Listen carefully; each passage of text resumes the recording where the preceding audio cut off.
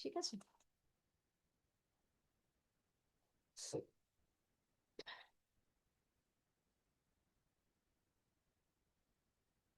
Share হয়েছে? Share হ্যাঁ হয়েছে? মা। হুম, ঠিক আছে। তাহলে প্রথমে আমরা যেটা করব, এরকম একটা ছক ড্র করে নেব। সুন্দর করে একটা ছক ড্র করে নিন।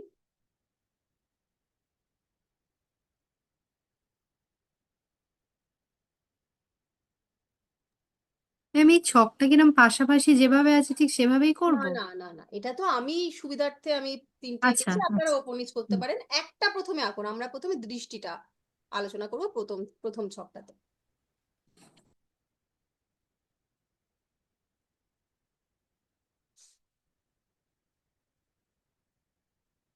হুম, আচ্ছা, হয়ে গেছে নিশ্চয়ই সবার ড্র করা?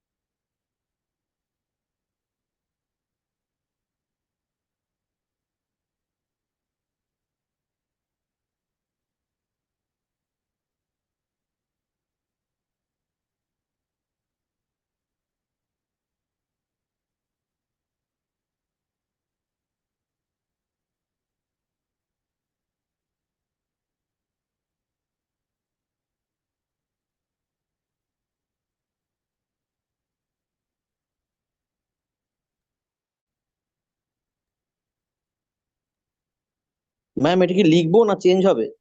না না, লিখুন লিখুন, বোঝার জন্য এটা।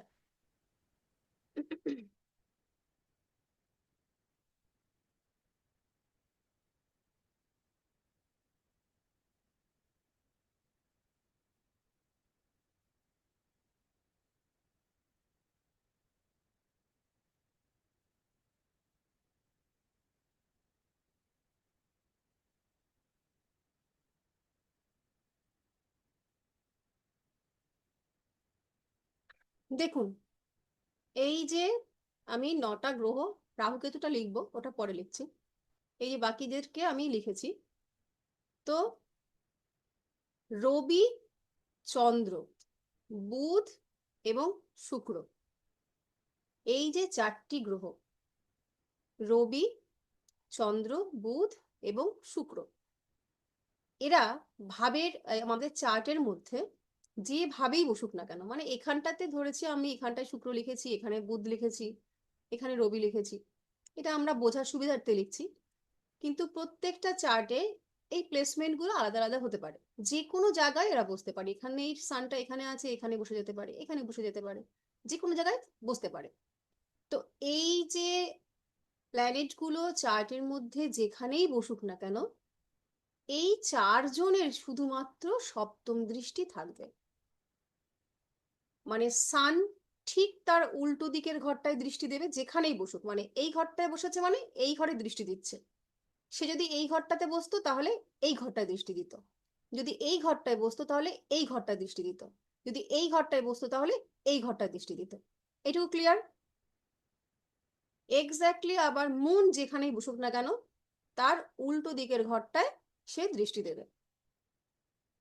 ঠিক এইরকম ভাবে শুক্র যে ঘরে বসবে তার উল্টো দিকের ঘরটায় সে দৃষ্টি দেবে, আর বুধ যে ঘরটায় বসবে ঠিক তার উল্টো দিকের ঘরটায় দৃষ্টি দেবে। তাহলে সান, মুন, শুক্র এবং বুধ, অর্থাৎ রবি, চন্দ্র, শুক্র, বুধ, এদের কেবলমাত্র একটি দৃষ্টি, সেটা হচ্ছে সপ্তম দৃষ্টি। এটা লিখে নিন।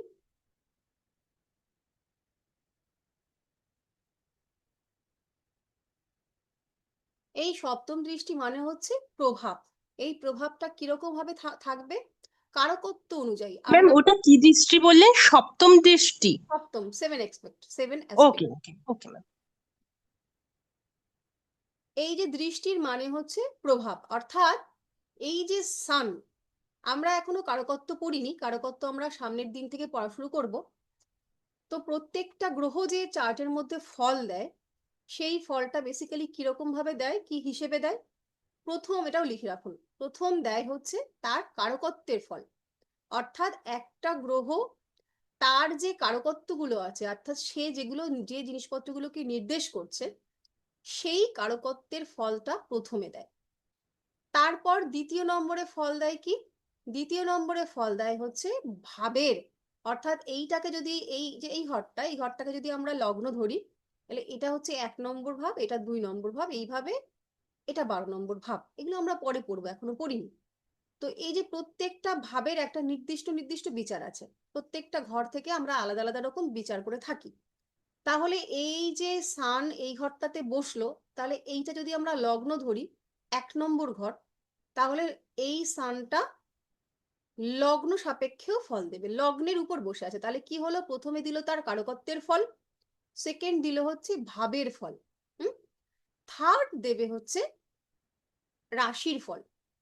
তারপর যেটা হবে গ্রহ সংযোগ বা এই দৃষ্টির ফল, যে এই ঘরটার পরে এই যে গ্রহটা আছে তার উপরে কোন কোন গ্রহদের দৃষ্টি আছে এবং তারা কোন কোন ভাবকে নির্দেশ করছে, সেই অনুযায়ী তারা কিন্তু ফল দেবে।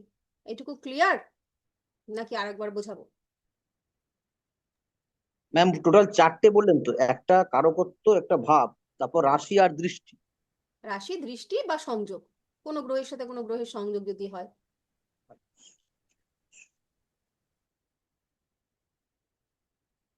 ম্যাম এই রকম সিরিয়াল বাই যাবে না, মানে কিরকম সিরিয়াল বাই যাবে না, বুঝিনি।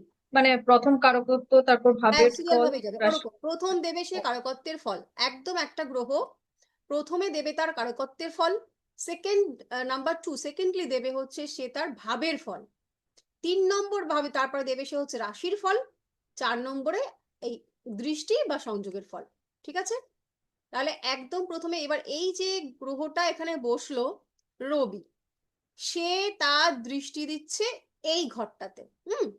তাহলে এটা যদি আমরা লগ্ন ধরি, 1 নম্বর ঘর যদি ধরি, ঠিক উল্টো দিকে কত নম্বর ঘর হয়, উল্টো দিকে 7 নম্বর ঘর হয়। 7 নম্বর ঘর থেকে মূলত আমরা বিচার করে থাকি হচ্ছে জীবন সঙ্গীর, বৈবাহিক জীবনের। তো এই ঘরটাতে প্রভাব চলে আসছে কার, রবির। তো রবি, আমরা যখন গ্রহদের বৈশিষ্ট্যগুলো পড়েছিলাম, সেটা হচ্ছে নৈসর্গিক শুভ গ্রহ, নৈসর্গিক অশুভ গ্রহ। তার মধ্যে রবিকে আমরা কি গ্রহ হিসেবে ধরেছি ঋত্বিকা? রবিকে ম্যাম আমরা শুভ। রবি, ম্যাম বলবো হ্যাঁ বলুন। ক্রূর গ্রহ হিসেবে। ক্রূর গ্রহ, রবি হচ্ছে ক্রূর গ্রহ, কারণ তার মধ্যে তো তেজ প্রচন্ড, সে তো সমস্ত সমস্ত সৃষ্টির কারক, আত্মার কারক, জীবনের কারক। তাহলে তার মধ্যে যে তেজটা থাকবে, যে দীপ্তটা থাকবে, মানে একটা গরমের দিন সব থেকে ভালো আমরা সূর্যের তাপটাকে মানে অনুভব করতে পারি, শীতকালে তো মজাই লাগে। তো সেই গরমের দিন দুপুর 12টার সময় যে রোদটা, সেই রোদ সমেত দৃষ্টি, মানে সেই প্রভাবটা যদি তার 7 নম্বর ঘরে দেয়, এই বৈবাহিক জীবনে, বৈবাহিক জীবনটা যদি ওরকম উত্তপ্ত হয়ে ওঠে, তাহলে কি সেই জীবনটা সুখের হবে? হবে না। তো সেই জন্য 7th অ্যাসপেক্টটা রবির যেভাবে পড়বে সেইভাবে কিন্তু তার এই যে কারকত্বের ফল, অর্থাৎ তার যে ক্রূরতা, তার যে তেজ, তার যে দীপ্তিময়তা, সেটা কিন্তু সরাসরি ভাবে সেই ঘরটাকে প্রভাবিত করবে। ক্লিয়ার? বাকি সবার ক্লিয়ার? ঠিক ঠিক সিমিলারলি মুন, আমরা মুন এখনো কারকত্ব পড়িনি, কিন্তু মুন আমরা জানি, মানে জানবো যে মুন হচ্ছে মনের কারক, মুন হচ্ছে কোমলতার কারক, সফটনেস, মায়ের কারক, মানসিক শান্তির কারক। তো এই যে মুন, তাকে আমরা কি জানি, যে নৈসর্গিক একটা শুভ গ্রহ, তাই তো? তাহলে তার যে দৃষ্টিটা যে ঘরটায় পড়বে, তাহলে সেই সৌম্যতা আমরা পাবো। চন্দ্র মানে হচ্ছে একটা সৌম্য গ্রহ, তার মধ্যে যেমন করে ঠিক রাত পূর্ণিমা রাতে শরৎকাল আকাশে চাঁদ উঠেছে, এই যে সৌন্দর্যটা, ঠিক সেই ধরনের সৌন্দর্য বা সেই ধরনের সৌম্যতাটা মন যে ঘরটাকে দেখবে, সেই ঘরের উপর তার কারকত্ব ওয়াইজ ওই ভাবটা কাজ করবে। বোঝাতে পেরেছি? ঠিক সেরকম ভাবে শুক্রর কারকত্ব আমরা কি জেনেছি? শুক্র আগের দিন যে একটা একটা করে আমরা সবকিছুর কিওয়ার্ড গুলো জানলাম।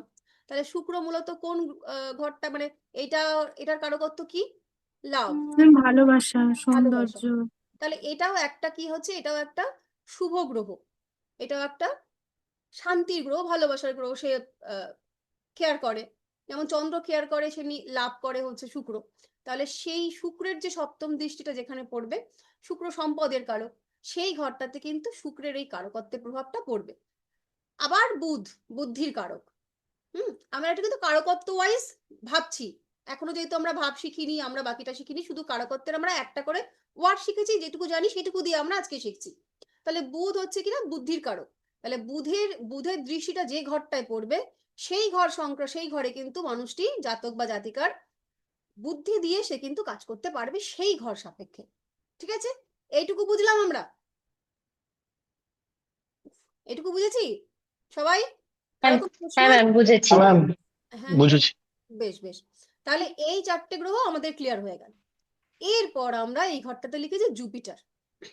জুপিটারের কিন্তু, হ্যাঁ বলুন বলুন। আচ্ছা, উনি ভুলে গেছেন কি বলবেন। তো জুপিটারের এরকম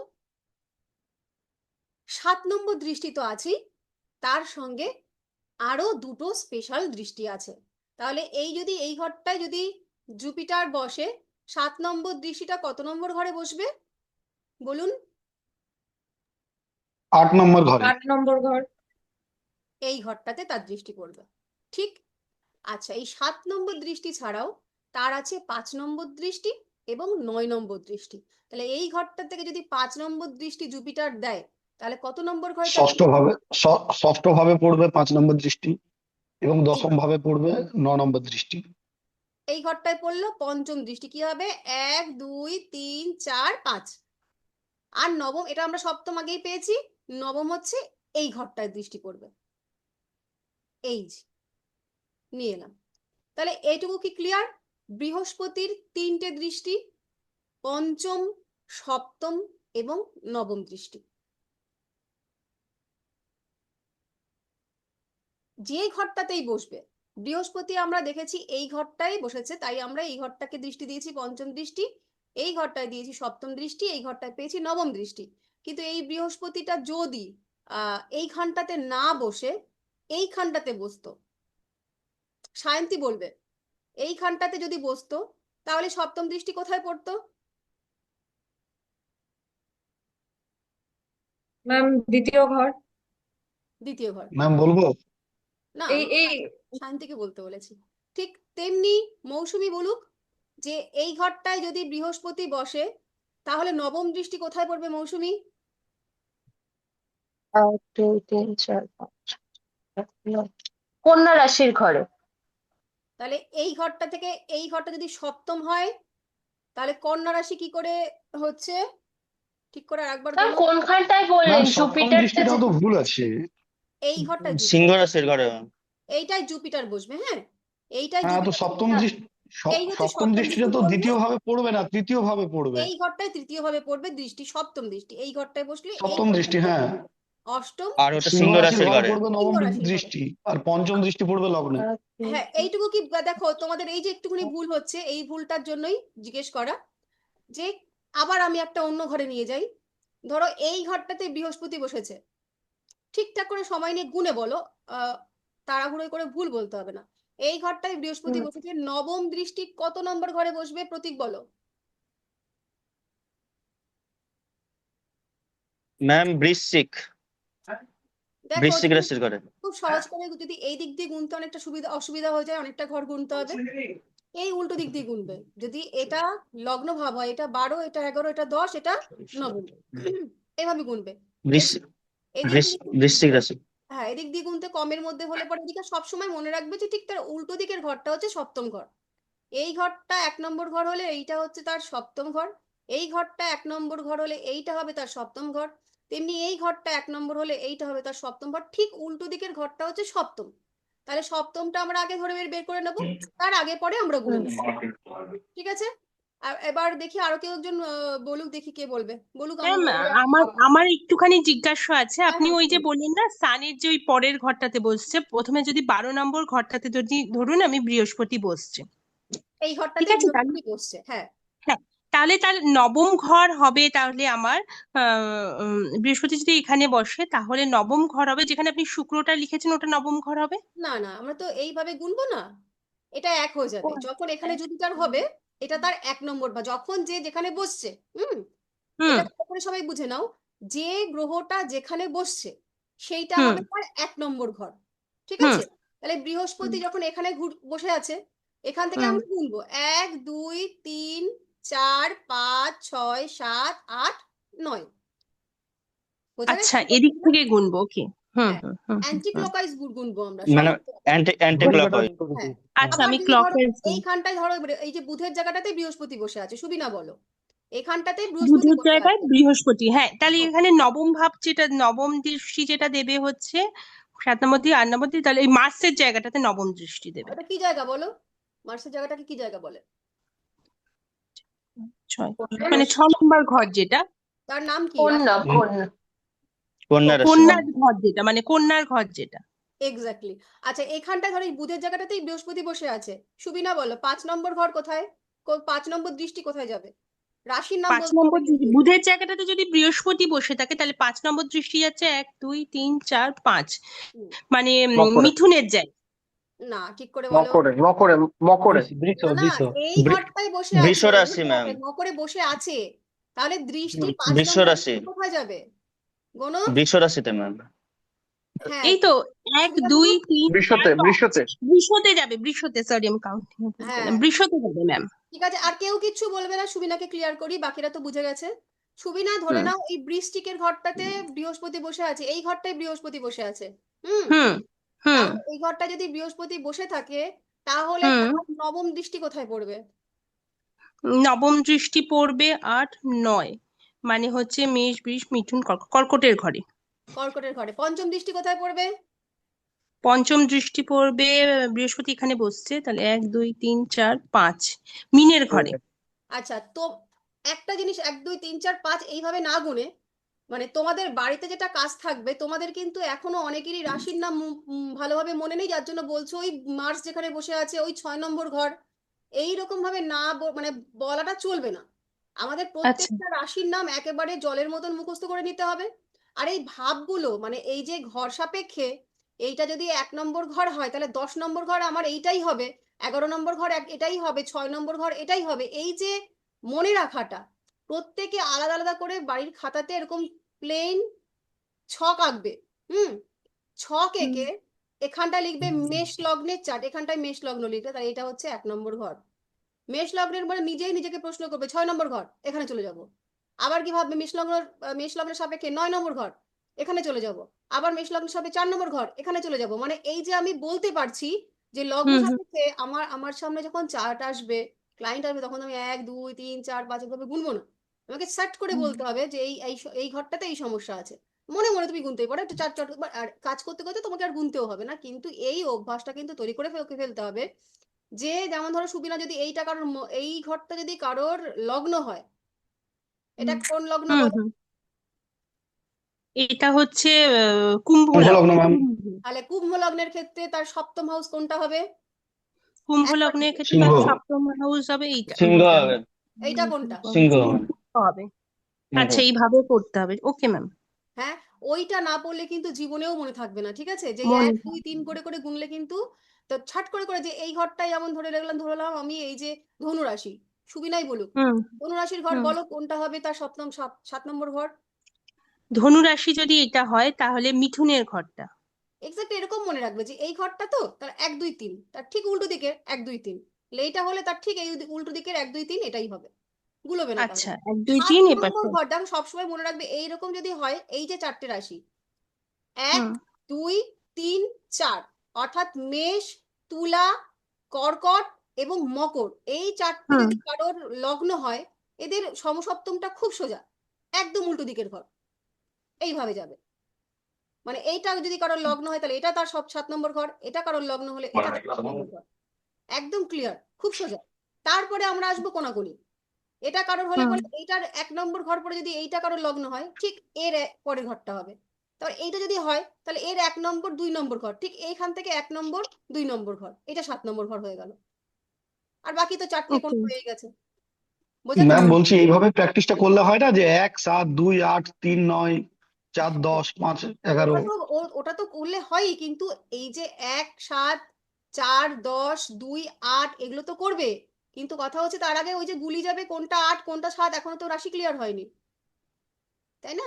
না তো ওটা তো এন্টি ক্লকওয়াইজ তো ধরলেই হয় যে এখান তাদের থেকে 1 নম্বর থেকে এন্টি ক্লকওয়াইজ হ্যাঁ, যেটা ভালো নাম্বার হয়। এরকম ভাবেও আপনারা করতে পারেন, যেটা উনি বললেন যে 1 7 2 8 3 9 এইভাবেও 3 করতে 9 পারেন। আর যদি মনে করেন যে না আমি ওইভাবে মনে রাখতে পারছি না, এই যে একদম ঠিক উল্টো দিকের ঘরটা একেবারে কোনাকুনি ঘরটায় আঁকুন, ড্র করুন, বারবার বারবার ড্র করুন। ড্র না করলে পরে কিন্তু মাথার মধ্যে ছবিটা ক্লিয়ার হবে না। এইখান থেকে করবেন ঠিকই, কিন্তু আবার গিয়ে 2 দিন 4 দিন পরে গিয়ে গুলিয়ে যাবে।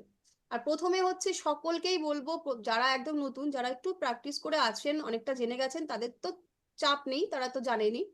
কিন্তু যারা নতুন তাদের সব সময় বলবো, এই যে প্রত্যেকটা ঘরের নাম 1 নম্বর 2 নম্বর নয়, প্রত্যেকটা রাশির এইটা এই রাশির নাম, এইটা এই রাশির ঘর, এই যে রাশির নাম সেটা মুখস্থ একেবারে রাখবেন। তারপর হচ্ছে সপ্তম ঘরগুলো হট করে যদি আমি ম্যাম, বলুন তাপস বাবু বলুন। বলছি এই, আমরা যদি মাথায় রাখি যে অঙ্কের যে বিপ্রতীক কোণ আমরা শিখেছিলাম না, হুম। এটা বিপ্রতীক কোণটা যদি মাথায় রাখি তাহলে কিন্তু মাথায় যেতে হবে।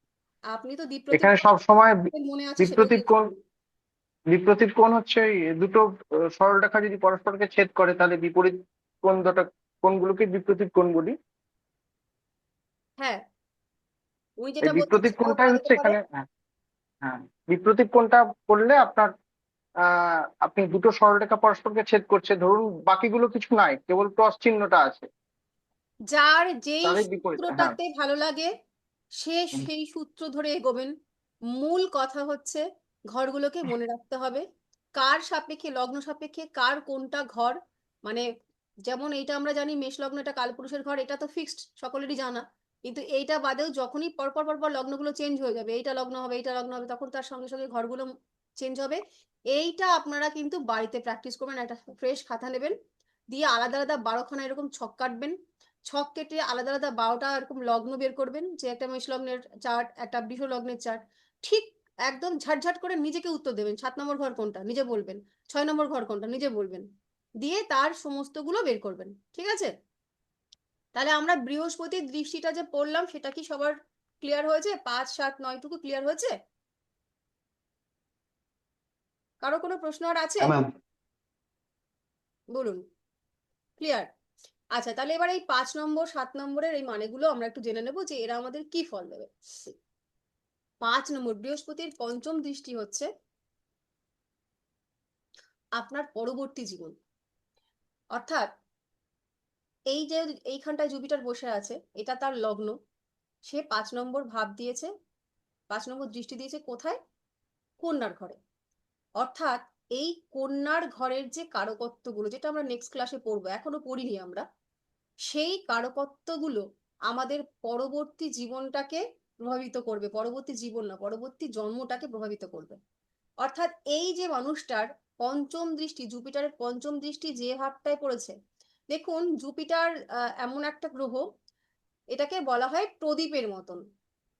প্রদীপ যখন আমরা জ্বালাই, তার নিচের দিকটা অন্ধকার থাকে, কিন্তু বাকি দিকগুলো প্রজ্বলিত করে দেয়, একদম উজ্জ্বল করে দেয়। তো সেই রকম ভাবে জুপিটার যে ঘরটায় বসে, সেই ঘরের তুলনায় যে ঘরটায় দৃষ্টি দেয়, বৃহস্পতির দৃষ্টিকে বলা হয় গঙ্গা জল। কি বলা হয়? গঙ্গা জল। তো গঙ্গা জল যেভাবে আমরা ছিটিয়ে ছিটিয়ে সমস্ত কিছুকে শুদ্ধ করে দিই, এই বৃহস্পতি এমন একটি গ্রহ যে হচ্ছে একেবারেই শুভ গ্রহ। মানে তার মধ্যে আর কোনো রকম কোনো অন্য কোনো কালিমা নেই, একেবারে প্রকৃত শুদ্ধ একটা গ্রহ। তো যেখানে এই চার্টের মধ্যে তো অনেক রকম দুঃখ যন্ত্রণা জ্বালা হতাশা ইত্যাদি থাকবে, অনেক সমস্যা থাকবে চার্টের মধ্যে, এই ভাবটায় সমস্যা থাকতে পারে, এই ভাবটায় সমস্যা থাকতে পারে। যেখানেই দৃষ্টিটা বৃহস্পতির পড়লো, সেই ভাবের যে সমস্যা, সেই সমস্যাটা কিন্তু অনেকাংশে বৃহস্পতির দৃষ্টি পড়ে যাওয়ার জন্য সেই সমস্যাগুলো কেটে যাবে। তাহলে পঞ্চম দৃষ্টি কি দেবে? এই ভাব সম্পর্কিত ওই জাতকের জ্ঞান, বুদ্ধি, স্টেবিলিটি, এগুলো হচ্ছে বাড়িয়ে দেবে বৃহস্পতির পঞ্চম দৃষ্টি। মানে এই যে ঘরটা, এক্ষেত্রে লগ্ন এটা ধরেছি, যদি এটা লগ্ন নাও হতো, ধরুন এইটা লগ্ন, তাহলে দ্বিতীয় ভাবে বসে আছে 6 নম্বর ভাবটাকে সে দৃষ্টি দিচ্ছে। এটা লগ্ন, দ্বিতীয় ভাবে জুপিটার বসে 6 নম্বর ভাবকে দৃষ্টি দিচ্ছে। তাহলে 6 নম্বর জায়গা থেকে আমরা যা যা বিচার করব, সেই বিচার বিশ্লেষণের মধ্যে এই জাতকের বা এই মানুষটির কিন্তু বোধ, বুদ্ধি, জ্ঞান ইত্যাদি তুলনামূলকভাবে অনেক বেশি থাকবে। এটুকু ক্লিয়ার করতে পেরেছি? হুম। না আচ্ছা, ম্যাম, আমি যেটা বুঝতে পারছি না সেটা হচ্ছে যে যে রাশি, যে বলছে না যে আপনাদের আমাদের পরবর্তী জীবন, হুম, যে রাশি ঘরে দৃষ্টি দিচ্ছে সেই ঘরের মানে কিসের কারকত্ব। মানে এই ঘরটার কারকত্ব আমরা এখনো পড়িনি, ওই জন্য বুঝতে পারছেন না। হ্যাঁ, এটা শুধু কারকত্বটা লিখে রাখুন, সামনের দিন যখন মানে ধরুন এই 6 নম্বর ঘরটা হচ্ছে কন্যার ঘর, জানি এইটুকু আমরা। কন্যার হ্যাঁ ঘরটাকে রুল করছে কে? কন্যার ঘরটাকে রুল করছে হচ্ছে বুধ। তাহলে বুধ কি দেবে? ক্যালকুলেশন, হিসাব, বাক ক্ষমতা, হ্যাঁ, হুম। অঙ্ক, যে সমস্ত এই যে কারণগুলো বললাম আমি, এই সমস্ত ব্যাপারে এই মানুষটার কিন্তু জ্ঞান বা বুদ্ধি অন্যান্য মানুষের তুলনায় বেশি হবে। বা এই সমস্ত এই যে কারকত্ব, অর্থাৎ এই যে জিনিসগুলো আমরা জানলাম, এগুলো এই মানুষটাকে হেল্প করবে তার পরবর্তী জনম জীবন যেটা, সেটা এই কারকত্বগুলো হেল্প করবে পরবর্তী জনমটা, যে যখন জন্মগ্রহণ করবে সেই জন্মগ্রহণের সময় এই কারকত্বর বেস করে সেই মানুষটার জন্মগ্রহণ হবে। এইটুকু বুঝলেন?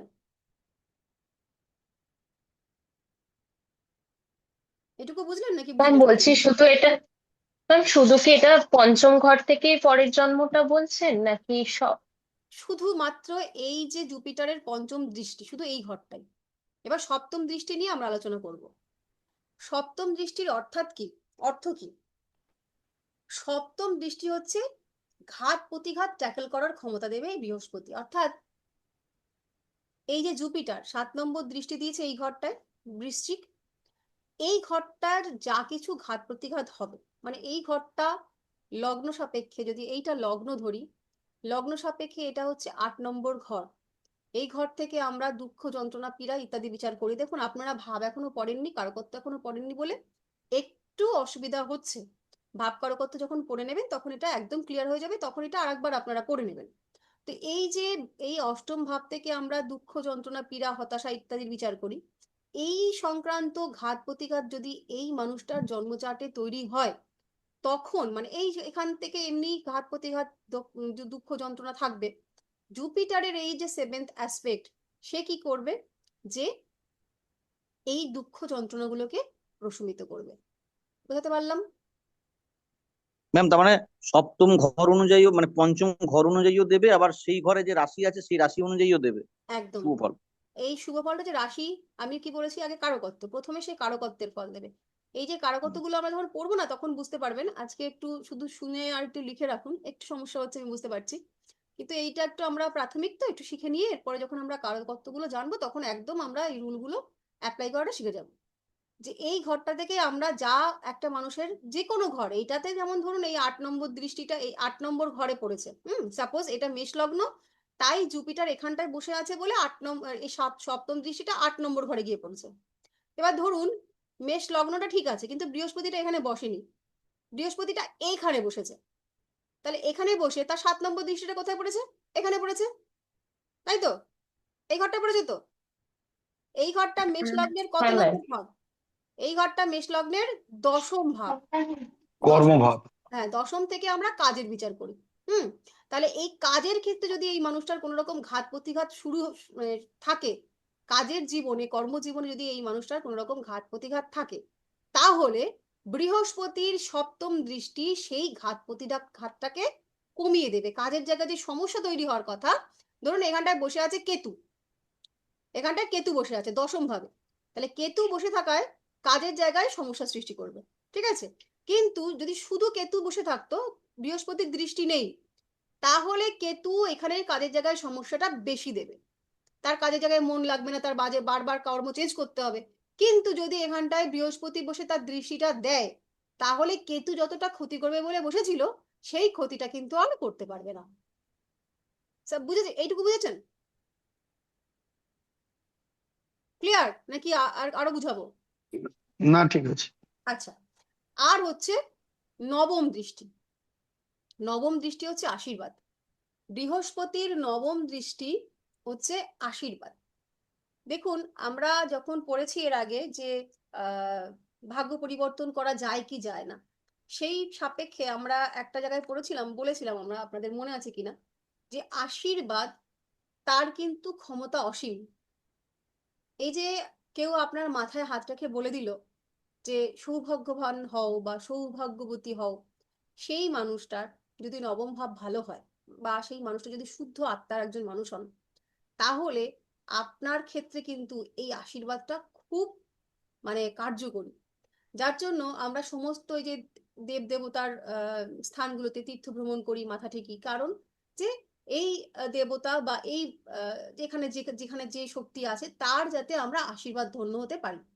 তো এই আশীর্বাদ আপনাকে কিন্তু অনেক সমস্যার থেকে, অনেক অনেক কঠিন সমস্যা থেকে, মানে যদি কারোর এই যে গুরু বল বলে থাকে না, যে গুরু বল যার বেশি সে জীবনে সমস্ত সমস্যাটাকে ওভারকাম করে ফেলে।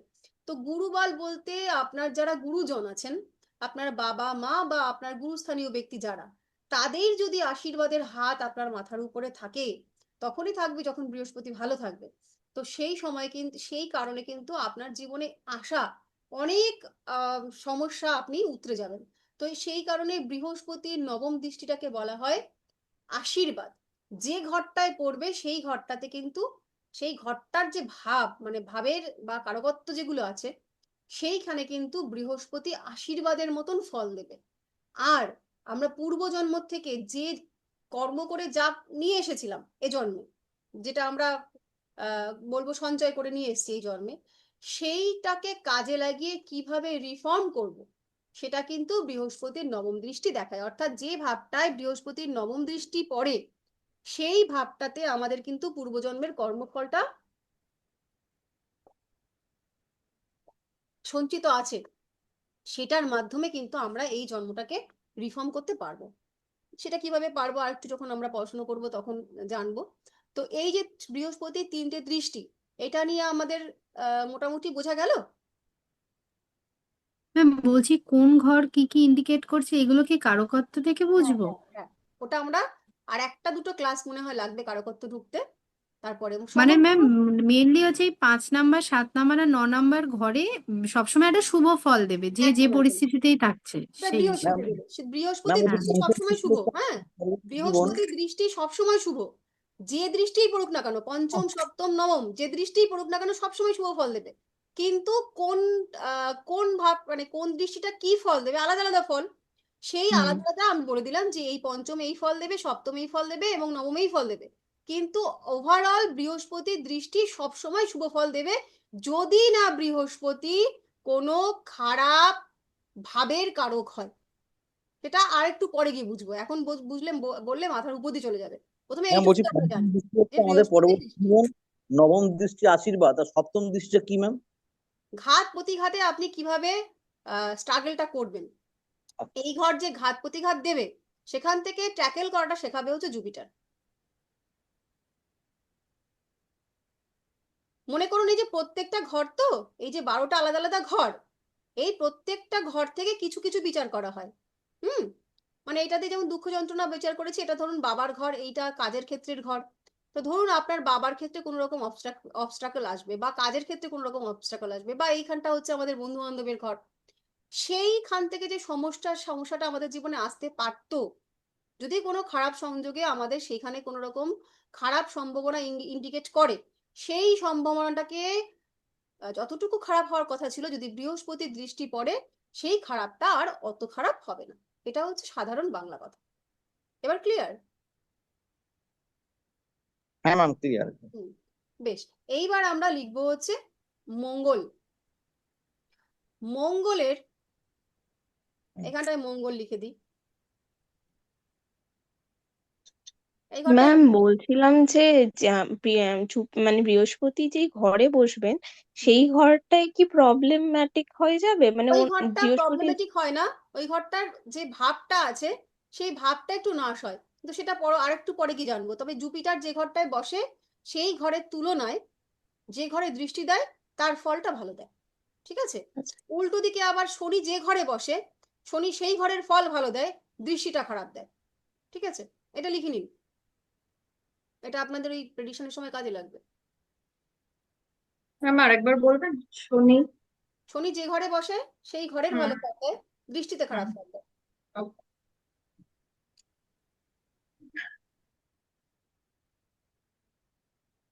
ম্যাম বৃহস্পতি যে ঘরে বসে সেই ঘরের ভাবটাকে একটু ভাবনাশ করে।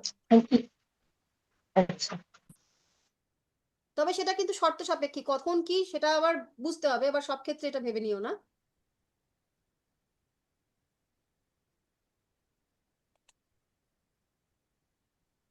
ঠিক আছে? এইবার এই ঘরটাতে লিখে নাও মঙ্গল। এই যে এখানটায় ধরো মঙ্গল লেখো, সকলে মঙ্গল লিখে নাও। মঙ্গলেরও আলাদা আলাদা 3টি দৃষ্টি, 4 নম্বর দৃষ্টি, 7 নম্বর দৃষ্টি এবং 8 নম্বর দৃষ্টি।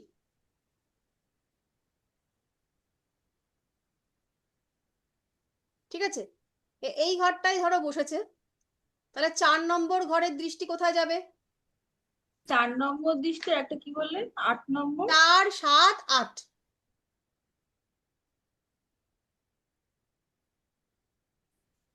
মিথুন।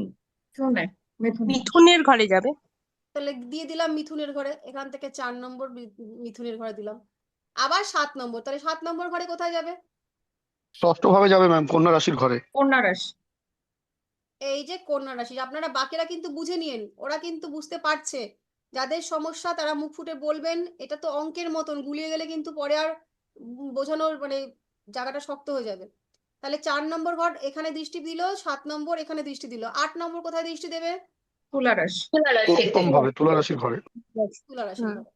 তাহলে মঙ্গলের 3টে দৃষ্টি, এই ঘরটায় গেল 4 নম্বর দৃষ্টি, এই ঘরটায় গেল 7 নম্বর দৃষ্টি, এই ঘরটায় গেল 8 নম্বর দৃষ্টি। তুমি না ক্লিয়ার? হ্যাঁ একদম। তাহলে তুমি বলবে, আর কেউ বলবে না। এই ঘরটায় মঙ্গল বসালাম, এই ঘরটায়, হ্যাঁ। হুম এই যে এইটা কিসের ঘর? ধনুর ঘর। ধনুর হ্যাঁ ঘরে বসালে সপ্তম দৃষ্টি কোথায় দেবে? আর কেউ বলবে না, ও একা বলবে।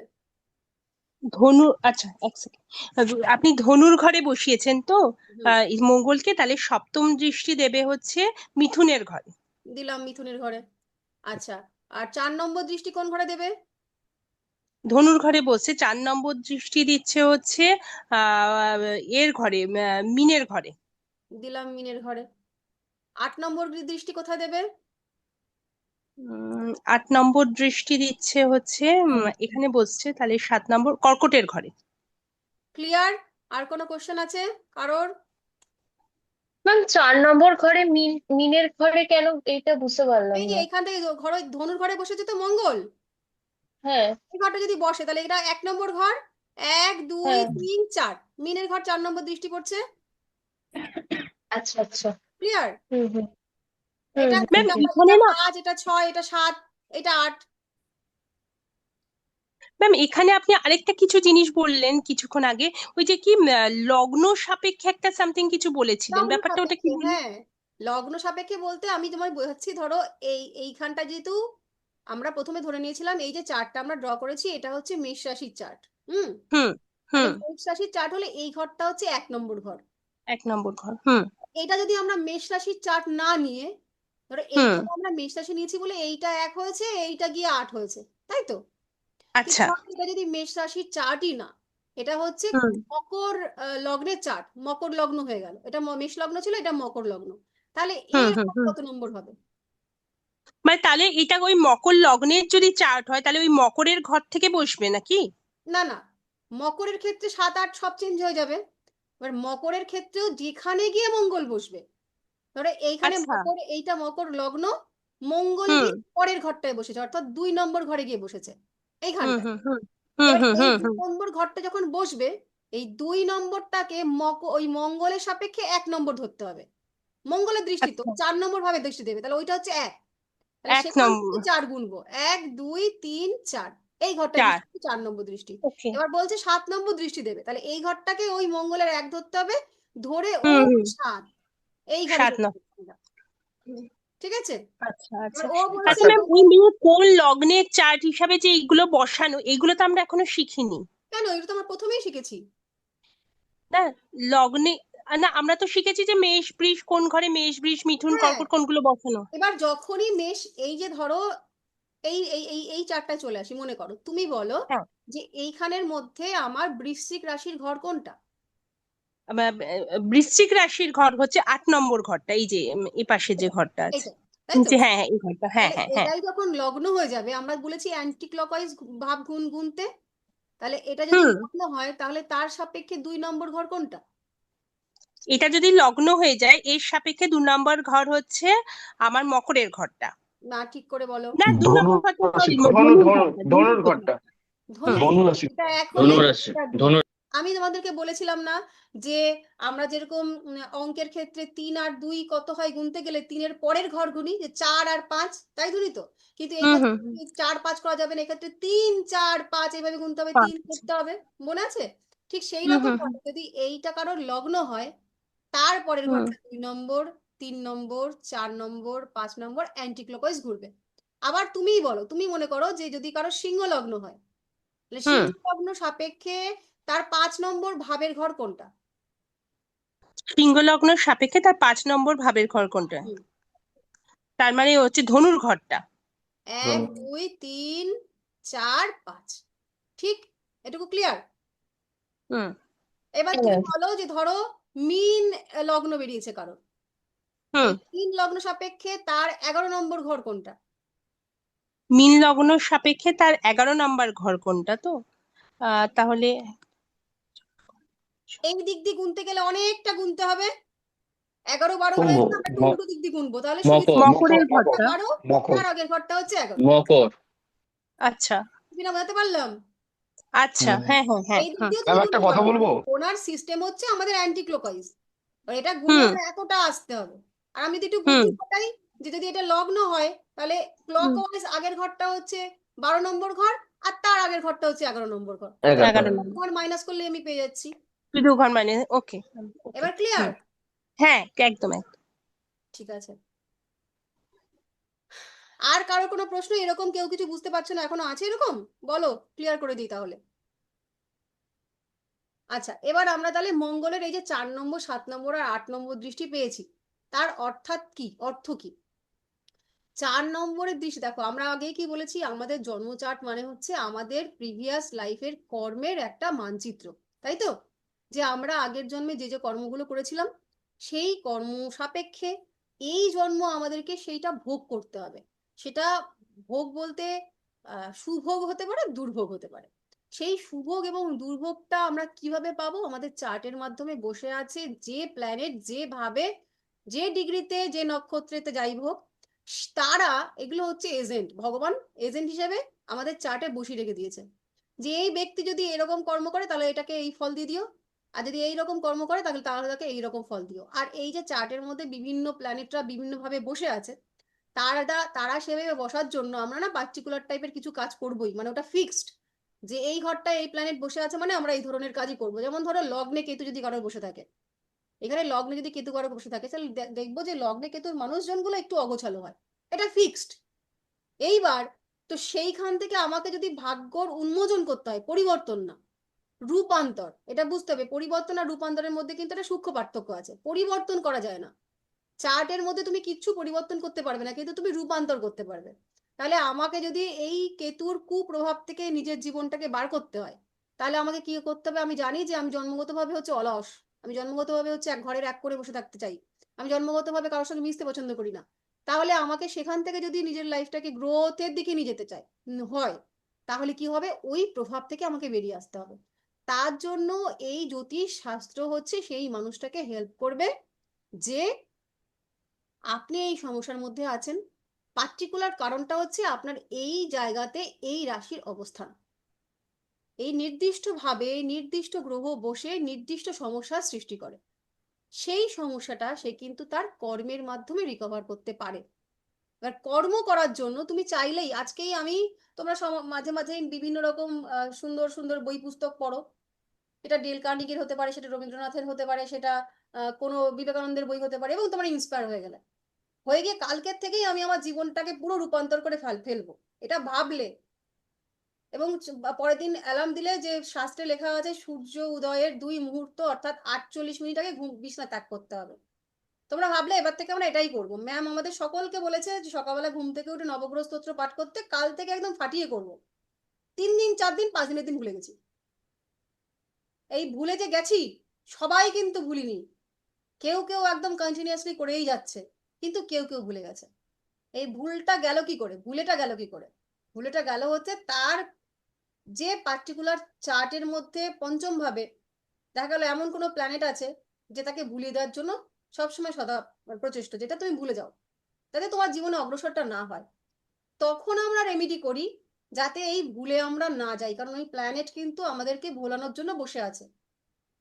যখনই আমরা রেমেডি করি, সে ভোলানোর চেষ্টা করলেও রেমেডি আমাকে সবসময় এনার্জাইজড করবে যে আমি ভুলো না ভুলো না ভুলো না, এবং আমার মনে পড়বে। ঠিক এই পড়াশোনার ক্ষেত্রেও বলছি, আজকে রাতে আমি ভিডিও আপলোড করে দেব। অনেকেই ভাববে যে আমি ক্লাসটা শেষ করার পরে যেগুলো যেগুলো হয়নি সেগুলো আমি ঠিক করে নেব। আর অনেকে ভাববে বাবা আজকে অনেক কষ্ট হয়ে গেছে, আজকে ঘুমাই, কাল রাত্রের বেলায় গিয়ে আমি ওটা ঠিক করে নেব। এই সেকেন্ড টাইপ গ্রুপের লোক কাল রাত হয়ে গেল, কাল রাতে সে কালে চলে গেল, সে ভুলে গেল, পরশুদিনও ভুলে গেল, তরশুদিনে ভুলে গেল, ওরে বাবা 3 দিন পরে ক্লাস, সে আজকে নোট ডাউন করতে শুরু করলো, অর্থাৎ ক্লাসের 3 দিন আগে। আর পরের দিন ওরে সকালবেলা থেকে করে পড়ছে, ক্লাসের 10 মিনিট আগে করে পড়ছে, ম্যাডাম পড়া ধরবে। এই যে দুটো টাইপ, এই দুটো টাইপটার কারণই কি? কারণ হচ্ছে আপনাদের ব্যক্তিগত চার্ট, আপনাদের 4th হাউস, আপনাদের 9th হাউস, আপনাদের 5th হাউসে বিভিন্ন আলাদা আলাদা গ্রহের আলাদা আলাদা ভাবে অবস্থান করা। এবং সেই কারণে এইবার এই ফোর্থের যে দৃষ্টিটা পড়লো, মঙ্গলের 4th দৃষ্টি একটা নির্দিষ্ট কোনো রাশিতে পড়লো, তার কারণটাও সেম, যে আমাদের প্রিভিয়াস লাইফের কর্ম। তাহলে 4 নম্বর ঘর থেকে মঙ্গলের 4 নম্বর দৃষ্টি যে ঘরটায় পড়ে, সেই ঘরটাতে ব্যক্তির অ্যাঙ্গার সৃষ্টি হয়, ক্রোধের সৃষ্টি হয়। সেই ঘরটা সংক্রান্ত কোনো রকম সমস্যা এদিক ওদিক হলেই ব্যক্তির ক্রোধান্বিত হয়ে যায় সেই ঘরটা নিয়ে। এবং এই ঘরটা মানে 4 নম্বর দৃষ্টি যে ঘরটায় পড়েছে সেইটা, এভাবেই লিখুন, মঙ্গলের 4 নম্বর দৃষ্টি যে ভাবে পড়েছে সেই ভাবের কারকত্ব অনুসারে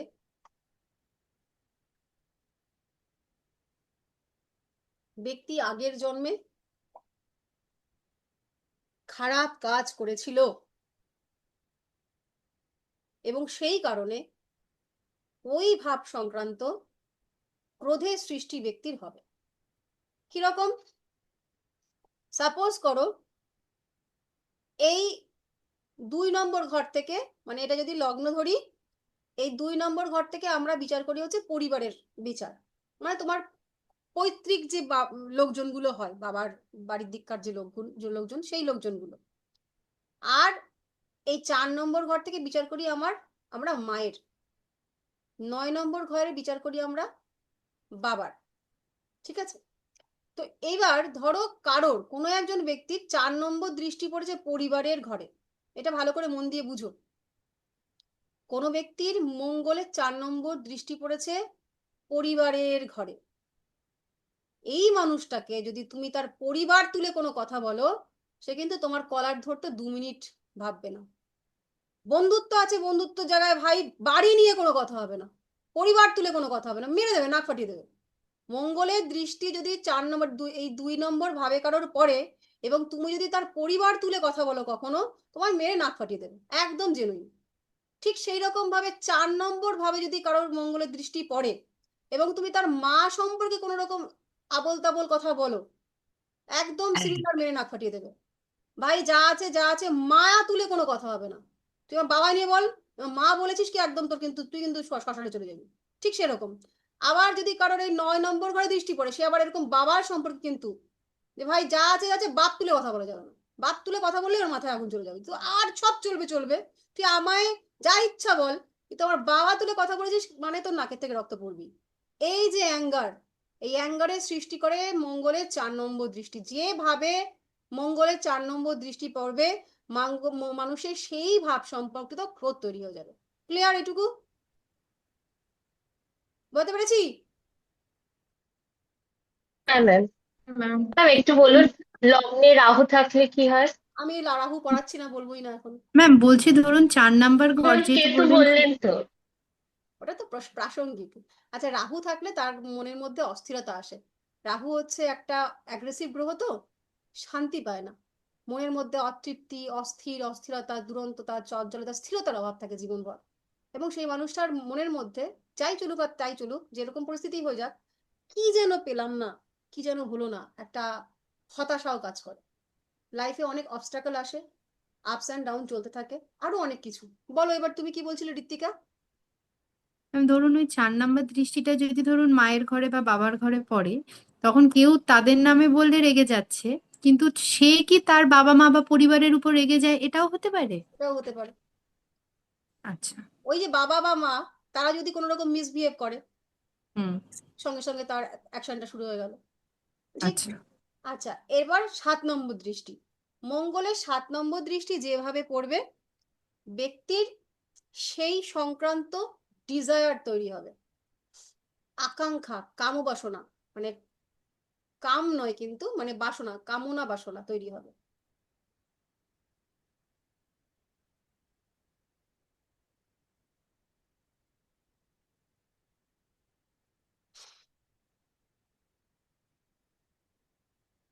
বোঝাই? 4 নম্বর ঘর থেকে মানুষের জমি, ম্যাম বাড়ি। একটা অন্য ছক নিন, এটা পুরো ইয়ে হয়ে গেছে, খিচুড়ি হয়ে গেছে। কিন্তু এই দুটো চার্ট আমার লাগবে পরে। আচ্ছা, আমি একটু এইবার, আবার রেখে নেবেন, এগুলো এগুলো ইয়ে করা যায় না, ইরেজ করা যায় না? হ্যাঁ সময় লাগে। আচ্ছা, তো ধরো আমি এইটা দিয়ে তোমাদের বোঝাচ্ছি, আমি শুধু ড্র করছি না, আমি শুধু তোমাদের এই রকম ভাবে বোঝাবো, হ্যাঁ, অসুবিধা নেই। ধরো এই যে 4 নম্বর ভাব, 4 নম্বর ভাব থেকে বিচার করা হয়, যেমন মা বিচার করি আমরা, তেমনি বিচার করা হয় স্থাবর সম্পত্তি এবং জমি। তাহলে যদি কোনো ব্যক্তির মঙ্গল এখানে বসে, তার সপ্তম দৃষ্টিটা এইভাবে বসবে। ঠিক। তাহলে এই ব্যক্তির, অর্থাৎ এই যে যে যে ব্যক্তির চার্ট, তার মঙ্গলটা এই ঘরে বসে সপ্তম দৃষ্টি দিয়েছে, মানে এই মেষ লগ্ন হতে হবে কিন্তু। মেষ লগ্ন হয়ে দশমে কারণ মঙ্গল বসেছে, তার 4 নম্বর 7 নম্বর দৃষ্টি পড়েছে চতুর্থ ভাবে। এটা ভালো করে বুঝো, মেষ লগ্ন, মেষ লগ্নের দশম হাউসে গিয়ে বসেছে মঙ্গল, সে তার সপ্তম দৃষ্টি দিচ্ছে 4 নম্বর ভাবে। হুম। তাহলে এই ব্যক্তিটার বাড়ি, জমি, এসবের প্রতি কিন্তু ডিজায়ার তৈরি হবে। সে জমি কিনতে চাইবে, সে ভালো বাড়ি বানাতে চাইবে, আরেকটু ভালো, যেটুকু আছে তার থেকে আরেকটু ভালো, এইরকম ভাবে। ঠিক প্রত্যেকটা ভাব থেকে আমাদের যে যে জিনিসগুলো আমরা বিচার করা শিখবো, নেক্সট দিন শিখবো, সেই সমস্ত, সেই এই ভাব থেকে যে জিনিসপত্রগুলো হয়, এই ভাব থেকে যে জিনিসপত্রগুলো হয়, সেই যে ভাবের দৃষ্টি, মানে মঙ্গল সপ্তম দৃষ্টিটা যেভাবেই দেবে, সেই ভাবের ডিজায়ার ওই ব্যক্তির তৈরি হয়। ক্লিয়ার? এটা ক্লিয়ার হচ্ছে? আচ্ছা, এবার মঙ্গলের অষ্টম দৃষ্টি। অষ্টম দৃষ্টি হচ্ছে সংঘর্ষ।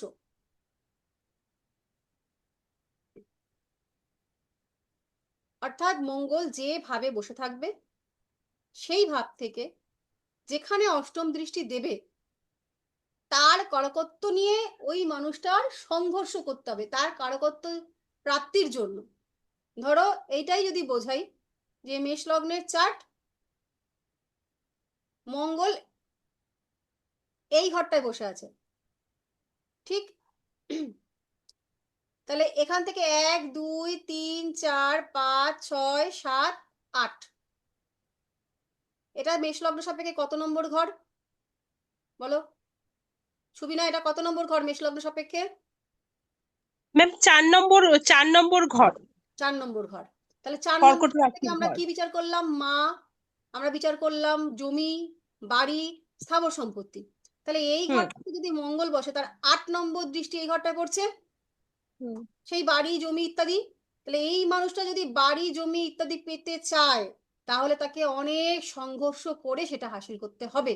বা এই যে চার্টের এই এই ঘরের যে সমস্ত জিনিসপত্র আমরা পেলাম মায়ের জন্য, বাড়ির জন্য বা জমির জন্য, তাকে কিন্তু সংঘর্ষ করতে হতে পারে, মানে এটা প্রাপ্তি করতেও তাকে সংঘর্ষ করতে হবে, অথবা এইটার জন্য তাকে সংঘর্ষ করতে হবে। মানে মায়ের জন্য তাকে অনেক কষ্ট করতে হলো জীবনে, একটা বাড়ি তৈরি করতে গেলে অনেক অনেক কষ্ট করতে হলো, বা এই বাড়ির জন্য তাকে কোথাও লড়াই করতে হলো। বোঝা গেল? ক্লিয়ার? ম্যাম মায়ের কাছ থেকে ধরুন ভালোবাসা বা এই যে ব্যাপারগুলো অনেকে যেমন একটু অবহেলিত হয় এই ব্যাপারগুলো তো ইঙ্গিত করছে। না না, এটা মঙ্গলের জন্য করছে না, সেটা আবার অন্য অন্য কিছুতে করবে। আচ্ছা এক্ষেত্রে আচ্ছা মায়ের মাথা গরম হতে পারে। এই যে মঙ্গলের দৃষ্টিতে, যে দৃষ্টিই হুম, পড়ুক না কেন, যদি 4 নম্বর ভাবে মঙ্গলের দৃষ্টি পড়ে, তাহলে তার যে মা, তার মায়ের খুব তাড়াতাড়ি মানে চট করে রেগে যাওয়ার প্রবৃত্তি থাকবে। হুম। ঠিক আছে, তাহলে মঙ্গল হয়ে গেল।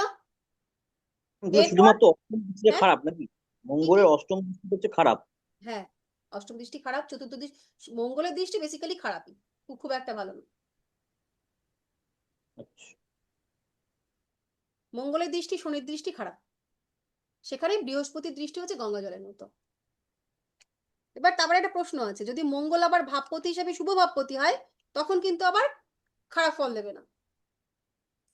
ম্যাম মঙ্গলের দৃষ্টি কারোর যদি লগ্নতে থাকে সেটাও কি খারাপ হয়? ও তো রাগ, প্রচন্ড রাগ হবে, জেদ প্রচন্ড হবে, রাগ জেদ, রেগে গেলে কি কথাবার্তা বলছে কোনো মাথা মুন্ডু থাকবে না, একদম কাটিয়ে দেবো চুটিয়ে দেবো এরকম টাইপের মানসিকতা চলে আসবে।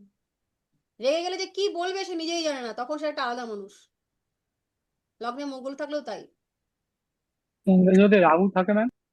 রাহু তাকে আগে একবার বললাম তো, অস্থিরতা, অতৃপ্তি, কি পেলাম না জীবন জুড়ে একটা।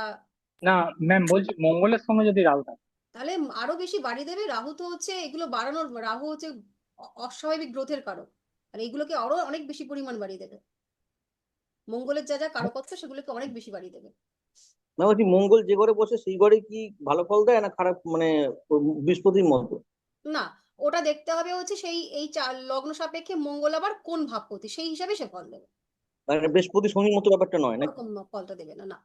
তবে মঙ্গল যেহেতু রাগ জেদের কারক, মঙ্গল একটু অ্যাগ্রেসিভ, তো সেই ভাবটাকে সে একটু, যেহেতু সে অগ্নিতত্ত্বের রাশি, একটু কিন্তু সে প্রজ্বলিত রাখবে, মানে একটু দগ্ধ, দগ্ধ বলবো না, মানে সেই ব্যাপারটা একটু বেশি এনার্জাইজড, হাইপার হয়ে যাওয়া, ওই ভাব সংক্রান্ত এগুলো থাকবে। আমরা আগে ভাবটা পড়ে নিই, আর আজকে যে জিনিসগুলো একটু মাথার উপর দিয়ে যাবে, কারণ আমরা ভাবটা পড়িনি। ভাবটা যখন আমরা, ভাব আর কারকত্বটা যখন আমরা ক্লিয়ার করে ফেলবো, ততক্ষণে আপনাদের এই সমস্তগুলো ক্লিয়ার হয়ে যাবে। আমরা চার্টে যখন এগুলো দিয়ে দিয়ে আবার বিচার বিশ্লেষণ করবো, অসুবিধা হবে না। তাহলে মঙ্গল হয়ে গেল। এবার আমরা শনি মহারাজের দৃষ্টি নিয়ে লিখে নিই।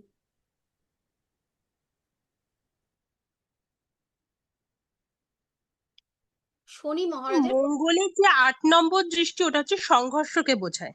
হুম, সে যে ভাবটাকে দৃষ্টি দেবে সেই ভাব সংক্রান্ত প্রাপ্তির জন্য তাকে সংঘর্ষ করতে হবে, অথবা সেই ঘরটার জন্য তাকে সংঘর্ষ করতে হবে। এই যে ঘরগুলো যে কারকত্ব আমরা পাবো, সেই কারকত্ব প্রাপ্তির জন্য অথবা সেই কারকত্বের জন্য।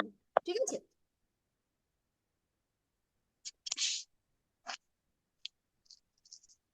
এবার শনি মহারাজেরটা লিখে নিই।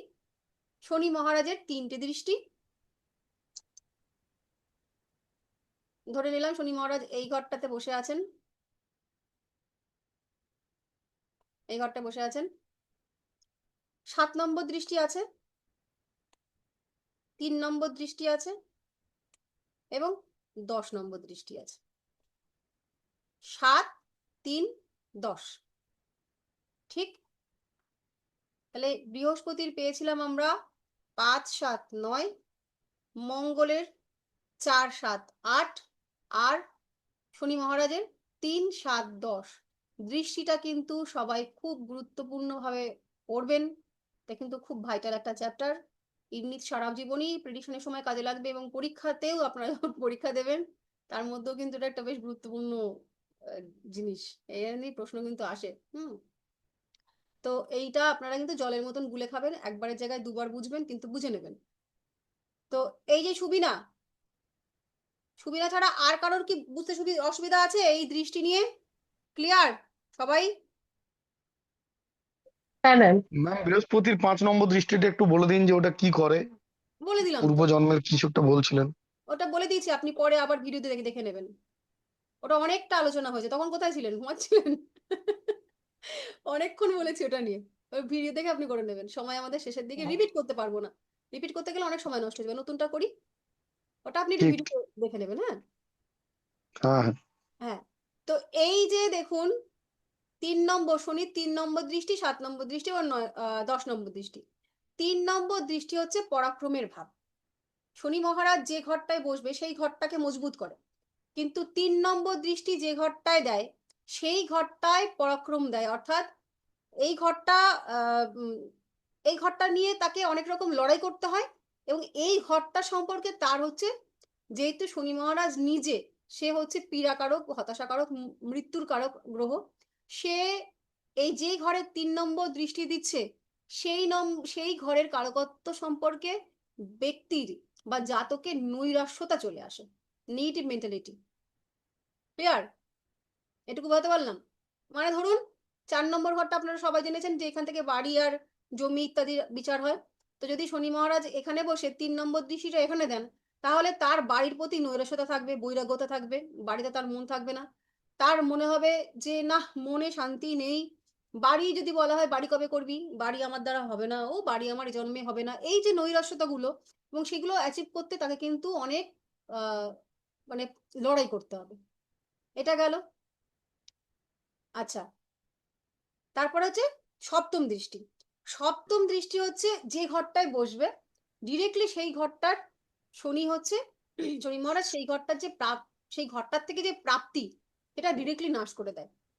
মানে ধরো 10 নম্বর দৃষ্টি, এইখানে শনি মহারাজ লগ্নে বসে 10 নম্বর দৃষ্টি দিচ্ছে কর্মের ভাবে, তাহলে কর্মভাব থেকে তার কর্মের জায়গা থেকে যে প্রাপ্তিটা ছিল সেই প্রাপ্তিটা শনি মহারাজ একদম ডিরেক্টলি ডিলে করিয়ে দেয়, মানে একদম নাশ করে দেয়। মানে একটা মানুষের একই ধরো এইখান থেকে একটা ছেলে যেরকম একই কোর্স করে বেরিয়েছে, এই ছেলেটির লগ্নে শনি, সে 10ম ভাবে দৃষ্টি দিচ্ছে, আর এই ছেলেটির নেই।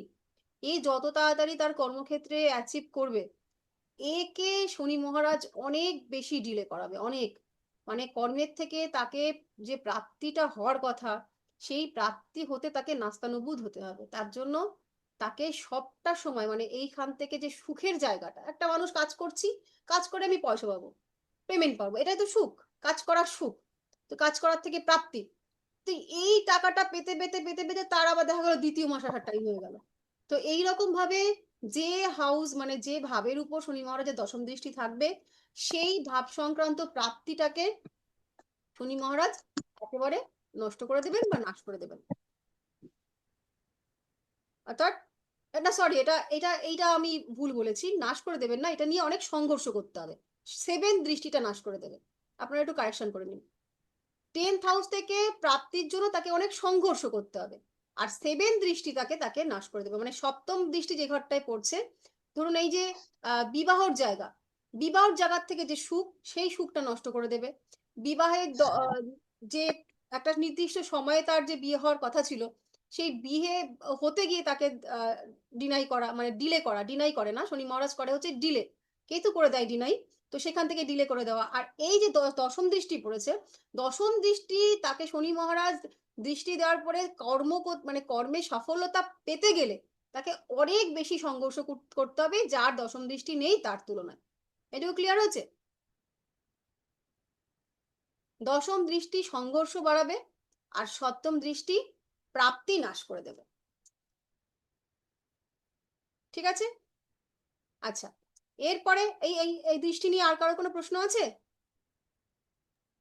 ম্যাম সপ্তম দৃষ্টি কি করবে আর দশমের মধ্যে আগে ঝুলিয়ে গেছে? আচ্ছা, 7ম দৃষ্টি যদি 10মে পড়ে, তাহলে যেটা আগে এক্সাম্পলটা দিয়েছিলাম, যে তার যে 10মের থেকে প্রাপ্তি মানে কি, কাজ করে সে টাকা পাবে, এই টাকাটা পেতে গেলে বা কাজ করে সে একটা কর্ম উন্নতি, পদোন্নতি পাবে, সেই যে জায়গাটা পদোন্নতি বলো বা কাজ করার পরে তার যে স্যালারিটা হওয়া বলো, বা কাজের জায়গায় বসের যে আনুকূল্যতা পাওয়া বলো, সেই সমস্ত জায়গা থেকে তাকে কিন্তু 7ম দৃষ্টি নাশ করে দেবে। মানে সেটা একই জায়গাতে দুজন মানুষ কাজ করছে, তুমি আর তোমার কলিগ, তুমি হয়তো অনেক বেশি পরিশ্রম করেছো, তোমার অ্যাকচুয়ালি অ্যাচিভমেন্টটা হওয়া উচিত ছিল, তুমি পেলে না, পাশ থেকে আর একজন যে তোমার থেকে অনেক বেশি কম খেটেছিল, সবাই কলিগরা বলছিল যে তোমার এবার প্রমোশনটা হয়ে যাবে, কিন্তু তোমার হলো না, প্রমোশনটা আটকে গেল, গিয়ে আরেকজনের হয়ে গেল। এই যে তুমি প্রাপ্তি থেকে বঞ্চিত হলে, এই বঞ্চিতটা দেয় হচ্ছে শনি মহারাজের 7ম দৃষ্টি। বুঝতে পেরেছি? ক্লিয়ার?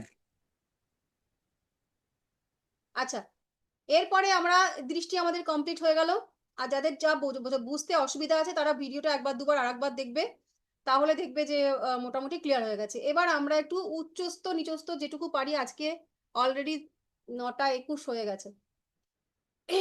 এই ঘরটা এরকম আবার একটা ছক এঁকে নাও।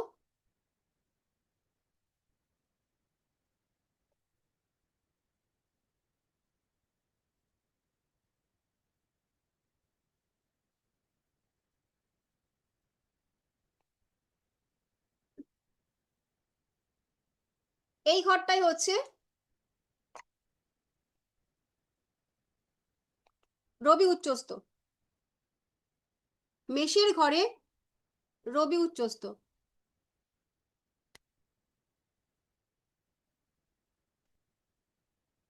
এটা লেখা হচ্ছে 0 থেকে 10 ডিগ্রি পর্যন্ত রবি উচ্চস্থ।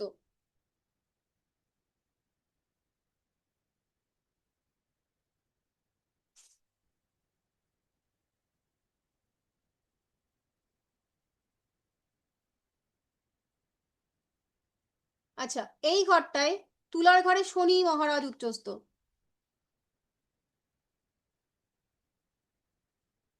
এটা লেখো 0 থেকে 20 ডিগ্রি।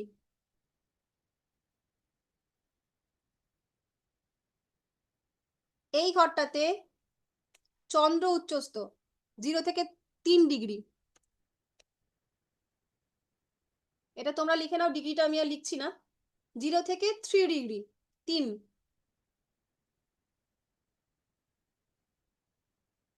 রাহুর ঘরটা নিয়ে দ্বিমত আছে, কেউ বলেন এই ঘরটায়, কেউ বলেন এই ঘরটায়। তো এখানে রাহু উচ্চস্থ 20 থেকে 30 ডিগ্রি।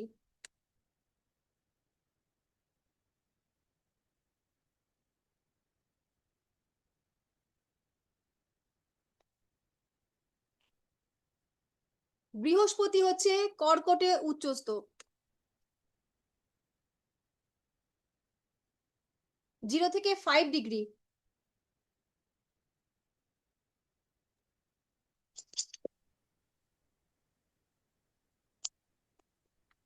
কন্যার ঘরে বুধ উচ্চস্থ 0 থেকে 15 ডিগ্রি।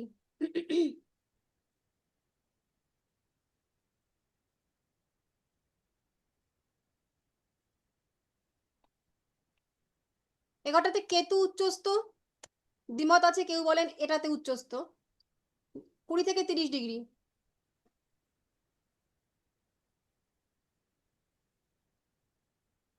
কিন্তু কত ডিগ্রি বললেন 0 থেকে? 20 থেকে 30 ডিগ্রি, এখানে কেতু 20 থেকে 30 ডিগ্রি। এখানটায় মঙ্গল উচ্চস্থ 0 থেকে 28 ডিগ্রি।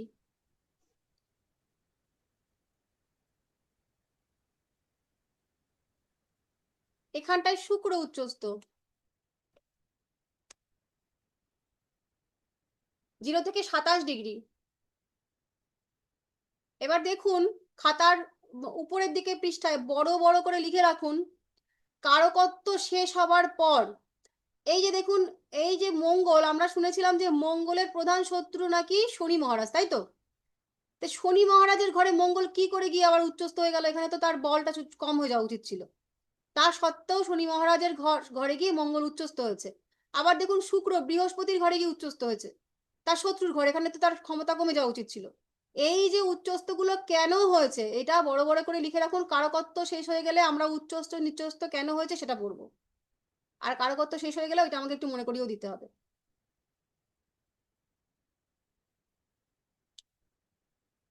এটা হয়ে গেল। ঠিক আর একটা চার্ট আঁকুন এই পাশটায়। এবার আমরা নিচস্থ লিখবো, এক্স্যাক্টলি এটা উল্টে যাবে। এই ঘরটাতে শনি, সে নিচস্থ, শনি মহারাজ 0 থেকে 20 ডিগ্রি।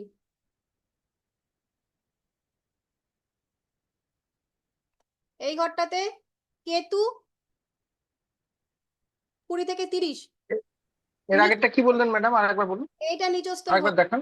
এটা নিচের ঘর। ম্যাডাম শনিটা কি বললেন? এই শনি বলছি, মহারাজ। হ্যাঁ, এক সেকেন্ড বলছি।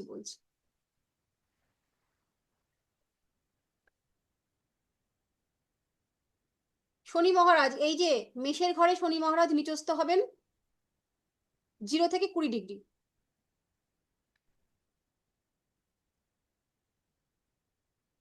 মিথুনের ঘরে কেতু গিয়ে নিচস্থ হয়ে যাবেন 20 থেকে 30 ডিগ্রি। কর্কটের ঘরে মঙ্গল গিয়ে নিচস্থ হবেন 0 থেকে 28 ডিগ্রি।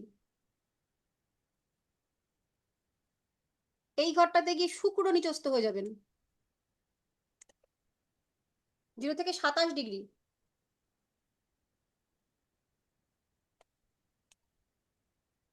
তুলায় সান রবি নিচস্থ হয়ে যাবেন 0 থেকে 10 ডিগ্রি।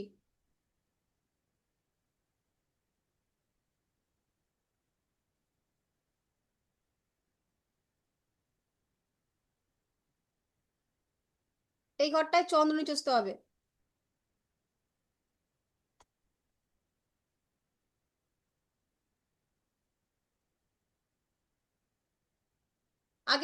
আগের এখানে উচ্চস্থ যেটা ছিল যে ডিগ্রি সেম উল্টো দিকে সেই একই ডিগ্রি লিখে যান। এইখানটায় হচ্ছে রাহু,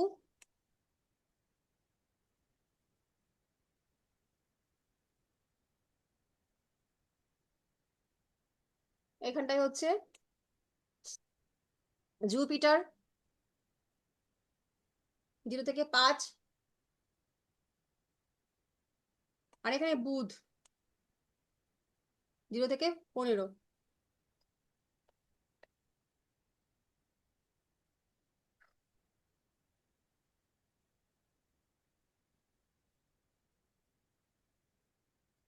হয়েছে?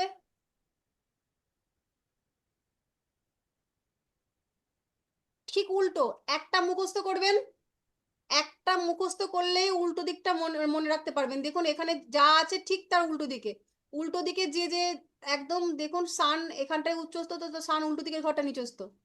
শনি এখানে উচ্চস্থ, তো তার উল্টো দিকের ঘরটায় গিয়ে নিচস্থ। এক্স্যাক্টলি চন্দ্র এখানে উচ্চস্থ, উল্টো দিকের ঘরে গিয়ে সে নিচস্থ। এই যে ঘরটা সে নিচস্থ। আবার দেখুন রাহু এই ঘরটায় উচ্চস্থ, উল্টো দিকের ঘরে গিয়ে সে এই যে নিচস্থ। আবার এখানটায় বৃহস্পতি এই ঘরটায় উচ্চস্থ, উল্টো দিকের ঘরে গিয়ে সে এই যে নিচস্থ। আবার মঙ্গল দেখুন এই ঘরটায় গিয়ে উচ্চস্থ, উল্টো দিকের ঘরে এই যে নিচস্থ। একদম একটা ছক মুখস্থ রাখবেন, উল্টোটা পরেরটা শুধু শুধু উল্টো দেবেন, তাহলেই হয়ে যাবে।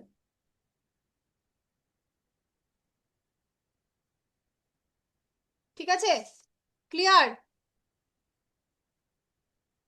ঠিক আছে ম্যাম। সামনের থেকে ম্যাম হ্যাঁ ম্যাম এই ডিগ্রিটা কি বোঝায়, মানে 0 to 15 হ্যাঁ, ডিগ্রি? প্রত্যেকটা রাশি সমান আমরা কত ডিগ্রি মনে করি? কত জানি? প্রত্যেকটা রাশি সমান কত ডিগ্রি? 30 ডিগ্রি।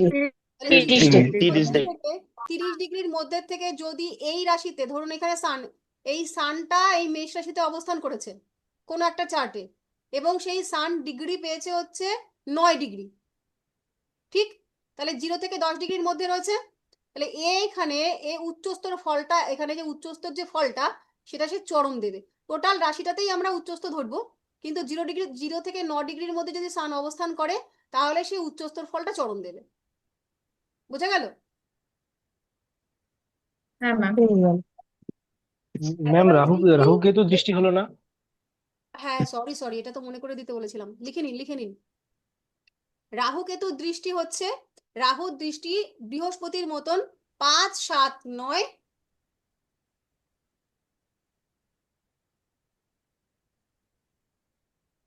সঙ্গে 2 এবং 12কেও মানা হয়, কিন্তু মূলত 5, 7, 9। আচ্ছা রাহুর দৃষ্টিটা দেখুন, রাহু যেরকম ও চলে হচ্ছে বলেছি ক্লকওয়াইজ, তো রাহু এরা যেমন অ্যান্টি ক্লকওয়াইজ চলে, রাহু হচ্ছে এই যে সে হচ্ছে ক্লকওয়াইজ চলবে। মানে এখন এই ঘরটায় আছে গোচরে, তারপরে পরের ঘরটা চলে যাবে। বাকি সবাই চন্দ্র গোচর এই ঘরের থেকে এই ঘরে আসবে, কিন্তু রাহু হচ্ছে গোচরে এই ঘরের থেকে এই ঘরে চলে আসবে। তো রাহুর ক্ষেত্রে যে গোনাটা, সেটা এই ক্লকওয়াইজ গুনলেও যে রাশি হবে, অ্যান্টি ক্লকওয়াইজ গুনলেও সেই একই রাশি হবে। মানে এখান থেকে ধরুন 5 নম্বর ঘর, এইখানে রাহু বসে আছে, এখান থেকে 5 নম্বর ঘর দেখবো, 1, 2, 3, 4, 5, এই ঘরটা তো দৃষ্টি পড়ছে। এবার যদি এই ঘরটা দৃষ্টি হলো রাহুর দ্বারা, আবার যদি উল্টো দিক দিয়ে ঘুরে ঘুরে আসি এই ঘরেই দৃষ্টি পড়বে, তবে সেটা 1, 2, 3, 4, 5, 6, 7, 8, 9, মানে এই ঘরটায় তার দৃষ্টি এদিক দিয়েও পড়ছে ওদিক দিয়েও পড়ছে, একটা পঞ্চম হয়ে যাচ্ছে একটা নবম হয়ে যাচ্ছে। দৃষ্টি এখান থেকে গুনবো হচ্ছে আমরা ক্লকওয়াইজ রাহুর দৃষ্টিটা। ঠিক আছে?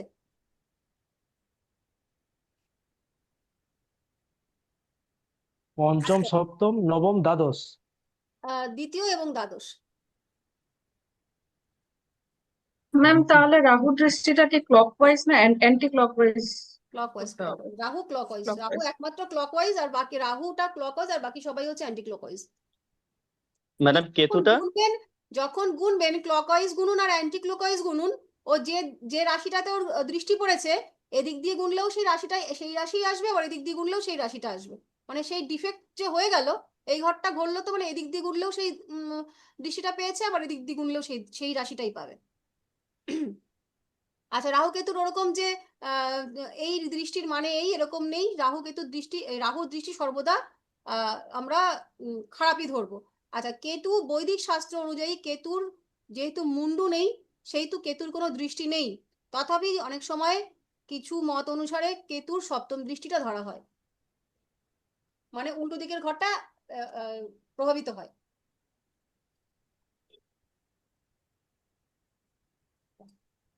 ম্যাম তাহলে কি কেতুর দৃষ্টি আছে সেটা ধরবো না নেই না না, সেটা ধরবো? দৃষ্টি নেই, কিন্তু বিচারের সুবিধার্থে উল্টো দিকের ঘরটা প্রভাবিত হয়। কেতুর দৃষ্টি নেই, কেতুর তো আচ্ছা মাথায় নেই। আচ্ছা। আজকের ক্লাসটা কিন্তু বেশ একটু শক্ত ক্লাস।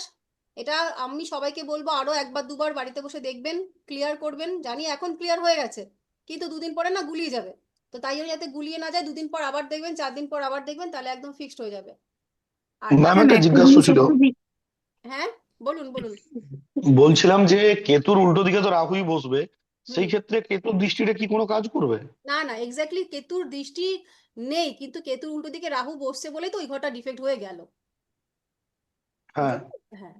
ম্যাম বলছি শনিদেবের দৃষ্টি ধরুন সপ্তম ভাবে পড়লে সেটা একেবারে সুখ স্বাচ্ছন্দ্য বা কাজের জায়গাটাকে নষ্ট করে দেয়, আর দশম ভাবে পড়লে সেটাকে ডিলে করে, তাই তো?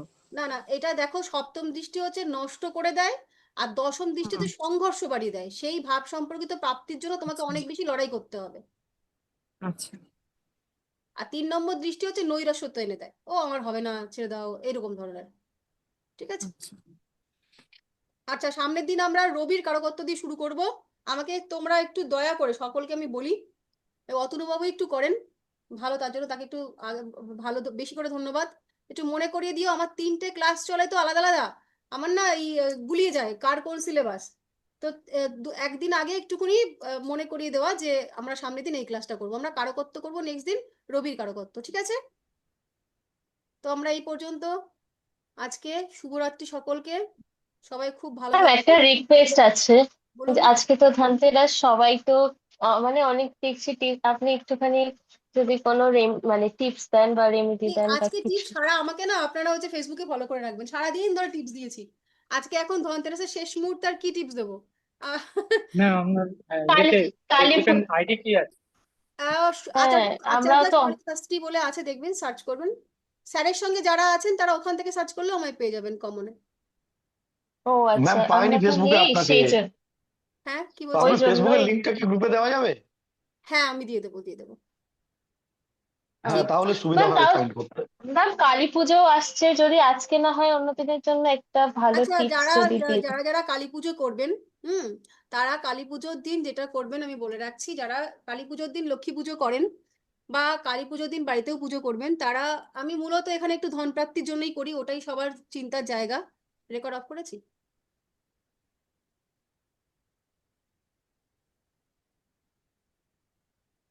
আচ্ছা, তো যাই হোক, রেকর্ডটা মনে হয় অফ। না ম্যাম রেকর্ডিংটা চলছে। হ্যাঁ, দাঁড়াও, রেকর্ডের অপশনই তো খুঁজে পাচ্ছি না। যাই হোক, একটা পুঁটুলি নেবে, লাল রঙের একটা শালু কাপড় নেবে। এই শালু কাপড়ের মধ্যে একটা লক্ষ্মী করি দশকর্মার দোকানে গেলে পাওয়া যাবে, একটা গোটা সুপুরি, একটা কাঁচা টাকার কয়েন, আর 11খানা ফুলযুক্ত লবঙ্গ। এই ফুলযুক্ত এই জিনিসটা টোটাল তাহলে কি কি বললাম, একটা লক্ষ্মী করি, একটা 1 টাকার কয়েন, সুপারি, আর হচ্ছে 11খানা ফুলযুক্ত লবঙ্গ। এটা একটা লাল শালু কাপড়ের মধ্যে পোটলা করে বাঁধবে। বেঁধে ওই যে যখন অমাবস্যাটা লেগে যাবে, তোমাদের ঘরে যখন তোমরা পুজোটা দেবে, মা লক্ষ্মীর পাশে, বা তোমরা যে যে ভগবানকেই পুজো করো না কেন, তার আসনে আর কি, ওটা একটু গোপন করে রেখে পুজো পাঠটা সম্পূর্ণ করবে। যার যেমন পুজো, মানে এমন ব্যাপার নেই যে পুরো পুজো পদ্ধতি কি ফলো করবো, ওই যে যেরকম তোমরা জল বাতাসা দিয়ে পুজো দাও সেরকম করলেই হবে। তারপর অমাবস্যাটা যখন ছেড়ে যাবে তখন ওই পুটুলিটা তুলে যাদের ব্যবসা জায়গাতে অর্থনৈতিক সমস্যা চলছে বা বাড়িতেও অর্থনৈতিক সমস্যা চলছে, তার যার বাড়ির ক্ষেত্রে তাকে বাড়িতে রাখতে বলবো, যার ব্যবসা ক্ষেত্র আছে তাকে ব্যবসার ক্ষেত্রে রাখতে বলবো। ওই পুটুলিটা তুলে তোমরা আলমারির উত্তর দিকে, উত্তর দিকটা হচ্ছে কুবেরের দিক, সম্পদের দিক, প্রসপারিটির দিক, যশের দিক, তো উত্তর দিকে মানে আলমারিতে রাখো বা যেখানেই রাখো গোপন ভাবে রাখবে যাতে তুমি ছাড়া অন্য কেউ না দেখে। তার উল্টো উত্তর দিকটাতে ওই পুটুলিটা রেখে দেবে এই বছরের জন্য, সামনের বছর আবার এই দিনে তোমরা হচ্ছে ওটা জলে ভাসিয়ে দেবে। ঠিক আছে? Thank you ma'am. হ্যাঁ, থ্যাংক খুব ইউ ভালো থাকুন সবাই। শুভরাত্রি।